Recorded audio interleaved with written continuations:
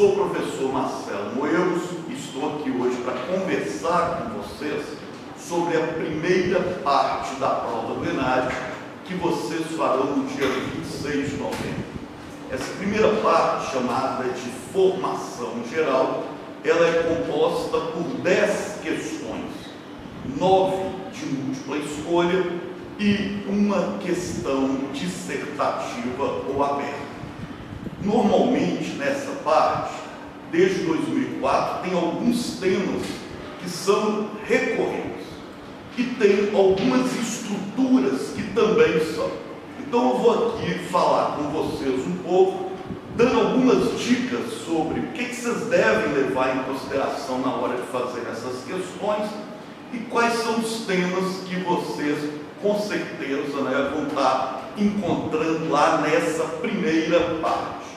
Então a primeira dica é que nas questões do ENAD, de múltipla escolha, o enunciado, em especial na parte de formação geral, tem um papel fundamental.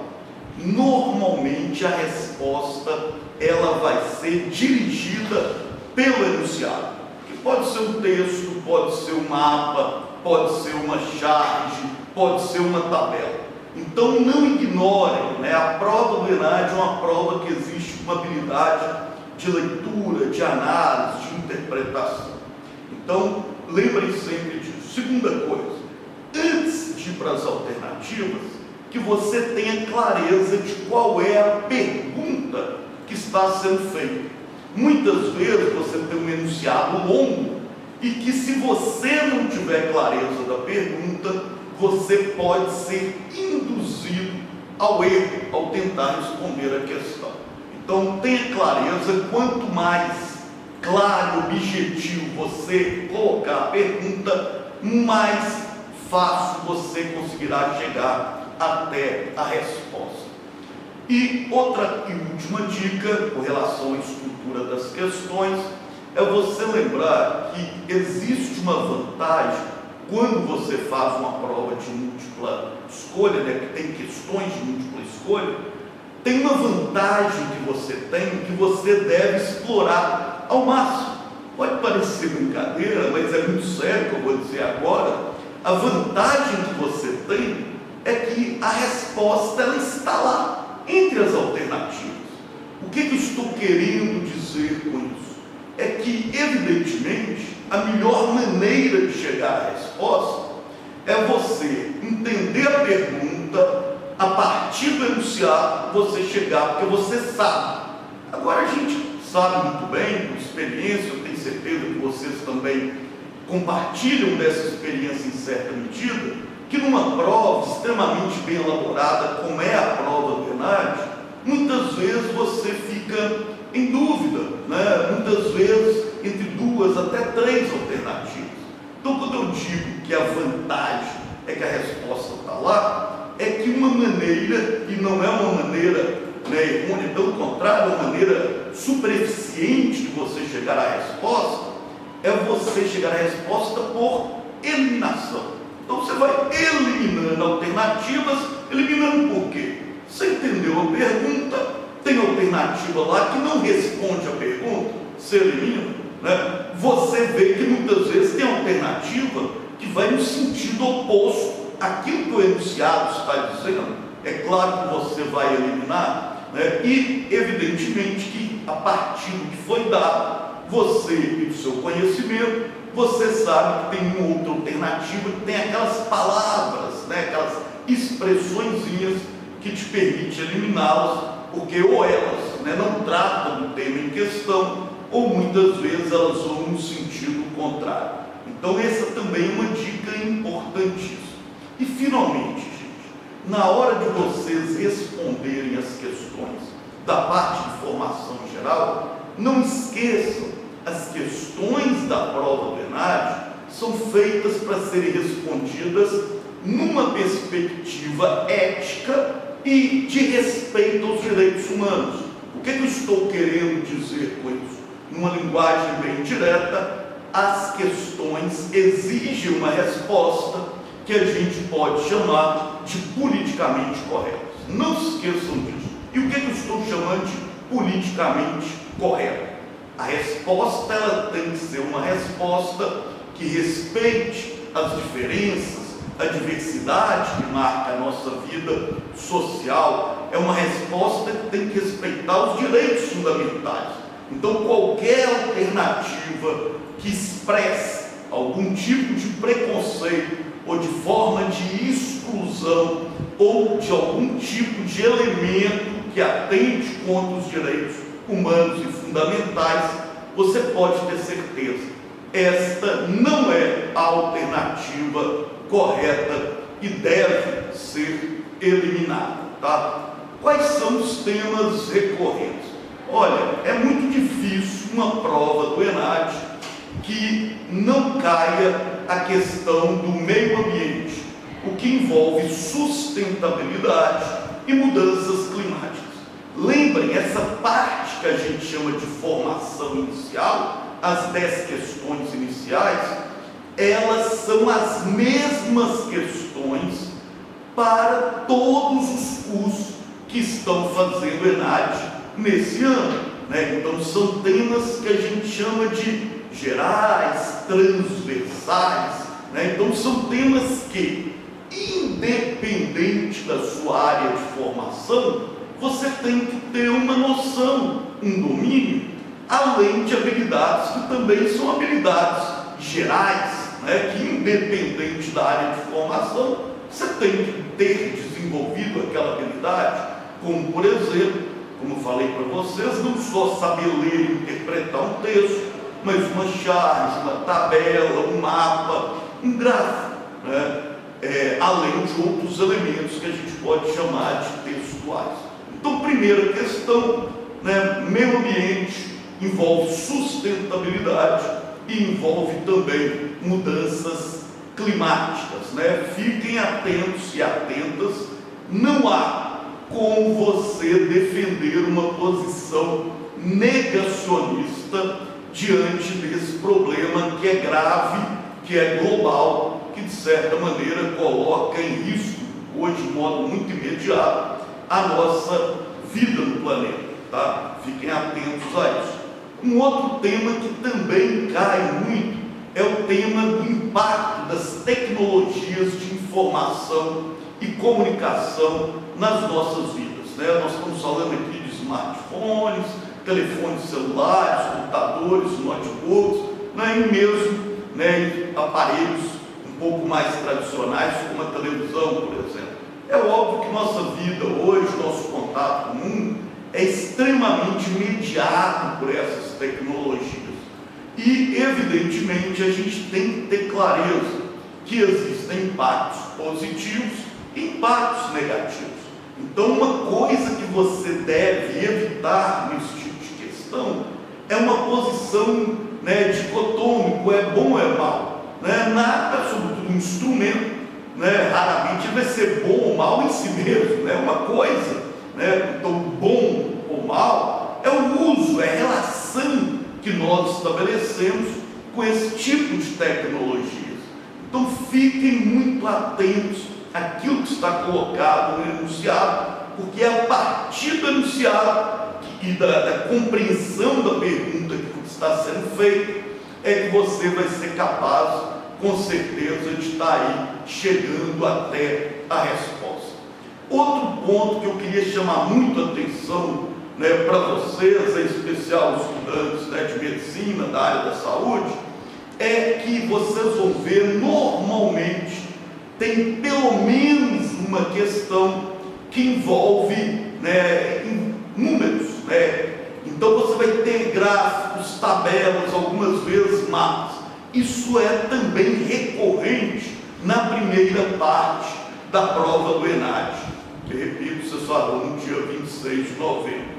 Então, quando você for lidar com isso, não é para você ficar com medo dessas questões, né? De repente, né, é claro, salvo algumas especificidades, não é algo que vocês vão estar lidando com muita frequência durante a formação de vocês. Mas vocês vão ver que são questões simples, tranquilas, que não envolvem cálculos numéricos sofisticados. Vocês têm mais do que o domínio necessário. Mas tem uma coisa que vocês devem ficar muito atentos e atentas. Quando você vai trabalhar numa questão que envolve números, quantidades, lembrem de saber ter clareza e de saber fazer a distinção entre número, né? Quando fala em número, nós estamos falando em número absoluto, tá? Percentagem. Então, por exemplo, é muito comum na prova do ENAD, nessa parte de formação geral, você falar sobre o desenvolvimento do número de hosts, né? Quer dizer, de computadores ligados à rede, na região da América Latina, por exemplo. Então, você pode ter um país que teve um maior aumento do que o outro em termos numéricos, né? Então, partiu de 500 mil e depois de um certo período tinha 1.500.000. Então, aumentou 1 milhão, né? Mas, olha, você partiu de 500 mil e no final ele tinha 1.500.000, numericamente foi um salto gigantesco, mas proporcionalmente não foi um salto tão grande. E de repente, né, você tinha um país que tinha, por exemplo, 100 mil computadores ligados à rede e depois de um tempo tinha 700 mil. Pô, numericamente o aumento foi de 600 mil, mas percentualmente de 100 para 700 foi muito maior o aumento percentual do que aquele que foi de 500 para 1 milhão. Então, numericamente, o primeiro que foi de 500 para 1 milhão foi maior, mas percentualmente foi o menor.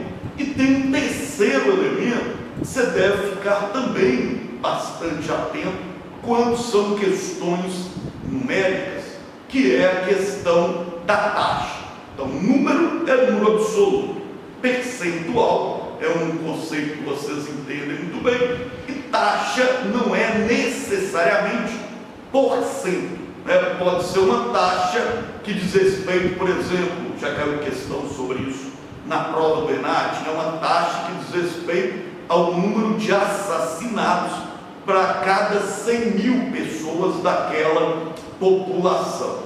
Então, eu lembro até que a questão dizia o seguinte, né? O percentual, a taxa, né? Não era percentual, a taxa de homicídios na Paraíba, ela era maior do que São Paulo. Mas a pergunta não era sobre a taxa, era sobre o número. Como a população de São Paulo é muito superior da Paraíba, se você está falando em termos numéricos, embora a taxa de homicídios em São Paulo fosse menor, o número de homicídios, quer dizer, numericamente em números absolutos, teria sido maior. Não fiquem assustados e assustadas. Lembrem sempre, gente, o que é cobrado nessa parte de formação geral são habilidades e conhecimentos que com certeza vocês já têm consolidados. A questão aqui eu estou dando alguma dica para que vocês, na verdade, não fiquem assustados com a maneira como a questão é colocada, né? Vocês podem ter certeza, dificilmente vai ter uma questão da parte de formação geral que você não tem condições de responder, seja porque você não domina aquele conteúdo, até porque normalmente aquilo que é exigido em termos de conteúdo é dado na própria questão, no enunciado, ou então é algo de tão comum, tão geral, que é de domínio que a gente pode chamar de um domínio amplo. Então, sobre tudo isso, tem uma postura de tranquilidade diante dessas questões. Outro tema, que provavelmente você vai encontrar na prova, porque ela tem sido recorrente nos últimos anos, a questão, por exemplo, da imigração e dos impactos disso, sobretudo na sociedade europeia e estadunidense. A gente sabe que o número de imigrantes que tem ido em direção aos países da Europa Ocidental e dos Estados Unidos da América é um número, um contingente cada vez maior. E isso tem despertado algumas questões. Então a gente tem acompanhado, através de leituras, de pesquisas e da própria mídia, que evidenciam que nesses países tem retornado muito, né, um espírito nacionalista de maneira arraigada, e também tem, né, de certa maneira, provocado uma certa xenofobia, que é uma espécie de atitude de aversão àquele que é considerado estrangeiro. Então é importante, né, você aí se informar um pouco sobre isso, mas eu repito, né, normalmente, com o que é dado na questão em termos de enunciado, se você entendeu a pergunta que está sendo feita, você vai chegar à resposta sem grandes dificuldades. E, finalmente, né, nesse primeiro, né, pacote aí de sugestões de temas para a parte de formação geral do ENAD, nós temos um tema também que é muito recorrente, que é a questão da diversidade, né, do multiculturalismo e da necessidade de se respeitar isso.